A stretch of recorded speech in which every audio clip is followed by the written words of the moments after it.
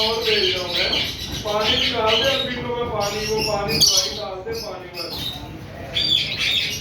हाँ अभी ना डालना दवाई डाल